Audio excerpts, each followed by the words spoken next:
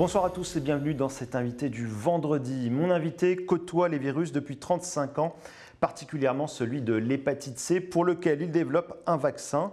Mais pas facile de convaincre les investisseurs quand l'atmosphère médiatique est saturée de Covid-19. Chercheur pointu, plusieurs fois primé pour ses travaux, il reste attaché à la vulgarisation et à la transmission. En témoigne son dernier livre iconoclaste intitulé « Portrait de virus », car ils le valent bien, ces virus, décrits comme redoutablement astucieux. Bonsoir Philippe Rangeard. Bonsoir. Vous êtes professeur des universités, praticien hospitalier. Vous dirigez le laboratoire Morphogénèse et Antigénicité du VIH et des virus des hépatites au CHRU de Tours. Voilà pour l'intitulé. Un laboratoire qui a acquis une renommée internationale, notamment grâce à Philippe Maupas, inventeur du vaccin de l'hépatite B, ici même à Tours en 1975. Vous, c'est l'hépatite B et C qui vous intéresse. On va y revenir tout à l'heure parce que Tours est très bien placé pour trouver un vaccin contre cette maladie silencieuse qui touche plusieurs millions de personnes à travers le monde et qui tue encore, notamment dans les pays pauvres. Mais d'abord, l'actualité, forcément, c'est le Covid-19. La vaccination a enfin démarré en France. Vous êtes d'ailleurs vacciné. En quelques semaines, on est passé d'une défiance vis-à-vis de ce vaccin, une espèce d'emballement pour ce vaccin contre le Covid-19. Est-ce que vous vous expliquez ce revirement? Sans doute, je pense que les gens sont en train de se rendre compte de l'importance de la maladie causée par ce virus et puis de sa diffusion dans la population. Ça va très vite. Et maintenant qu'on a des vaccins pour se protéger, je pense que les gens font la part des choses. Il y a un côté méfiance des vaccins, c'est assez français en plus, mais il y a aussi l'intérêt d'endiguer cette maladie qui diffuse quand même très très rapidement dans la population et qui cause quand même beaucoup de décès chez les personnes âgées notamment. Donc il y a une prise de conscience. Alors on le disait en introduction, 35 ans au contact des virus, connaissance très fine donc de ce qu'ils sont. C'est ce qu'on se dit aussi à propos du Covid-19. On se dit que vous l'avez vu venir, pourtant c'est plus compliqué que ça. Vu venir, à la fois oui et non. C'est-à-dire qu'on en parle assez souvent avec mes collègues virologistes. On savait que ce genre d'épisode, malheureusement, risquait d'arriver, puisque c'est finalement la troisième fois que ça se produit, qu'un virus de chauve-souris passe chez l'homme via un animal intermédiaire. Il y a à peu près 20 ans, c'était déjà en Chine, c'était le premier SARS en fait, et c'était la civette qui avait été l'animal intermédiaire, la civette qui était vendue sur les marchés en Chine, déjà les marchés. Il y a à peu près 10 ans, c'était au Moyen-Orient avec le virus qu'on appelait MERS. Là aussi, un virus de chauve-souris qui passe à l'homme via un intermédiaire qui était le dromadaire. Donc on se disait, ça risque de se reproduire. Ce qu'on n'avait pas imaginé, c'est l'intensité de diffusion de ce virus, qui est beaucoup plus contagieux que les deux précédents finalement. Même genre de virus, un coronavirus, mais cette fois-ci, celui-ci est beaucoup plus contagieux. Les modes de vie aussi ont changé progressivement, je pense surtout par rapport au premier SARS il y a 20 ans, encore beaucoup plus de communication entre les hommes, encore plus de monde dans les grandes villes en Chine. Et donc, des modifications des modes de vie des hommes qui font que, en plus certainement d'une biologie un peu différente de ce virus, ça a explosé. Ouais, alors cette pandémie, c'est le résultat de quoi? De la destruction par l'homme de son environnement, une altération de l'écosystème? Un peu tout ça. On n'a pas encore tout compris sur comment ce virus est arrivé finalement. Vous avez sans doute vu ça dans l'actualité. On ne sait pas encore exactement comment ce virus a pu passer de la chauve-souris à l'homme. Il y a plusieurs hypothèses. On ne saura peut-être jamais, mais il y a des gens qui essayent d'enquêter là-dessus, évidemment. Certainement, oui, les modifications, notre modification des modes de vie, une modification de l'environnement doivent jouer, c'est évident. On parle beaucoup de variants, de mutations, d'adaptations. Est-ce qu'il faut comprendre derrière ces termes que ce virus est intelligent comme beaucoup d'autres, finalement? Oui. Les virus sont malins par définition, ils ont toutes les astuces pour essayer de se propager autant qu'ils peuvent. La stratégie d'un virus, quand il rentre dans une cellule, c'est de se multiplier le plus possible pour qu'il y ait des virus qui ressortent de cette cellule infectée et qui aillent infecter d'autres cellules.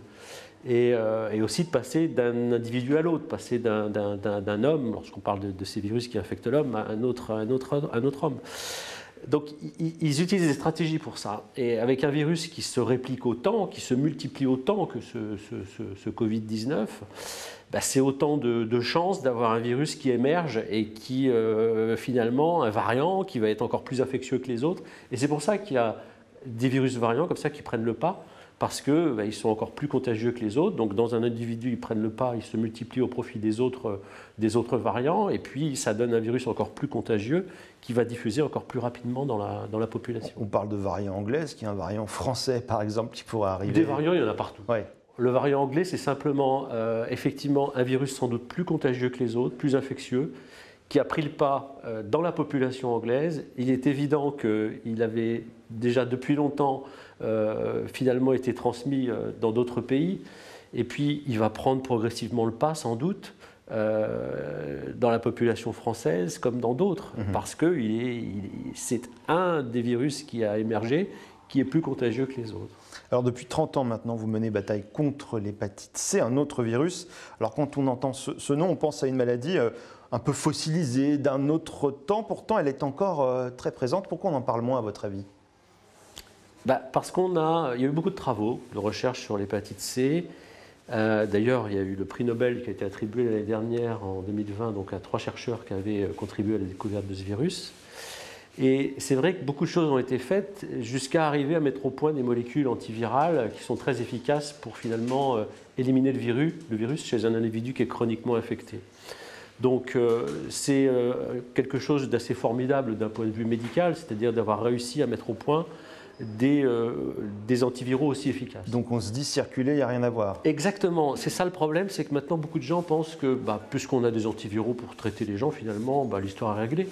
Mais c'est plus compliqué que ça. C'est plus compliqué que ça parce que, en fait, il y a beaucoup de gens qui ignorent qu'ils sont infectés. C'est un virus qui infecte à bas bruit pendant des années avant que finalement la maladie se déclare. Un malade sur 4 l'ignore, c'est ça à peu près?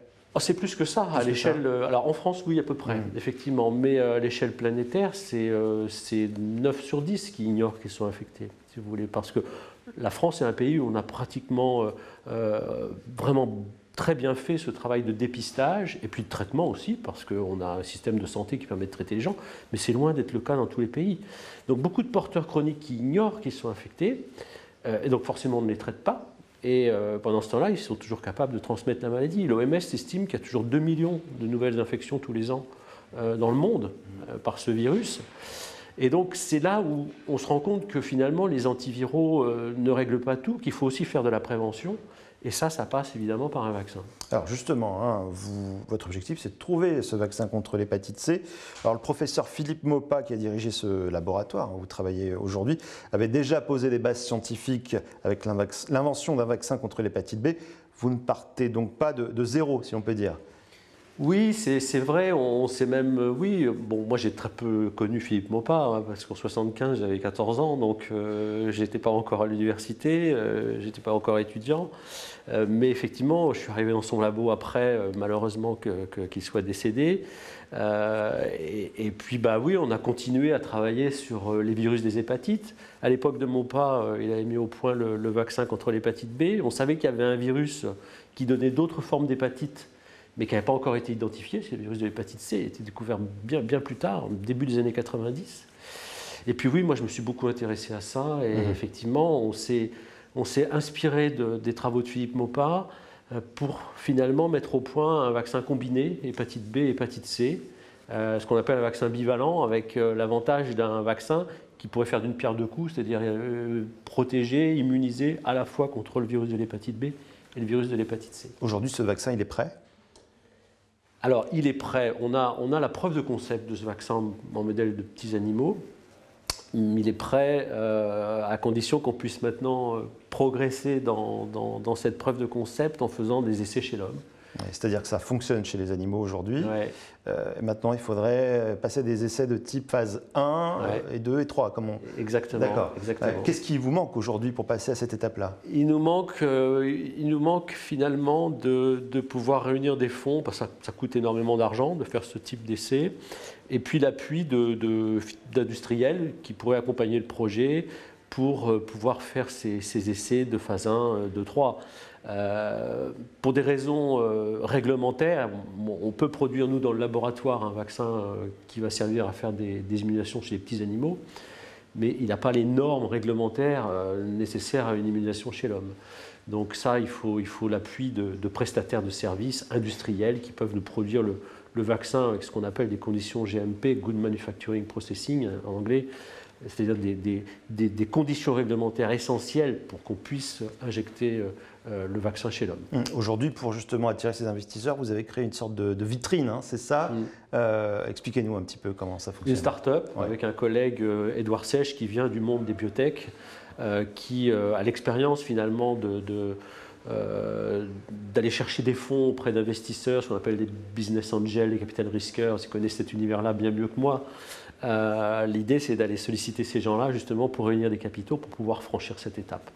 Et ça, pour pouvoir faire ça, il faut effectivement une structure comme une start-up qui peut aller justement négocier avec ses investisseurs. Ouais, ça commence à fonctionner, vous avez quelques investisseurs. J'espère, c'est ce que vous disiez au début de l'interview, c'est un petit peu difficile actuellement dans le contexte de la crise sanitaire, crise économique, crise sanitaire où c'est difficile de parler d'autre chose que du Covid-19 lorsqu'on parle de virus. Et pourtant, le Covid-19, je ne sais pas à quelle échéance on va s'en débarrasser, mais je peux vous dire que l'hépatite C, ça va continuer. Ça fait des années et des années que ça dure et ça ne va pas s'arrêter du jour au lendemain. C'est des infections chroniques et donc les gens sont infectés pendant des années par ce virus. Merci beaucoup Philippe Rangeard de nous avoir accordé cette interview donc, sur l'hépatite C, puis un peu votre regard sur tous ces virus-là que vous avez côtoyés et que vous côtoyez toujours depuis 35 ans. Voilà. C'est la fin de cet invité à voir et à revoir sur tvtour.fr. Très belle soirée à vous sur TV Tour Val de Loire.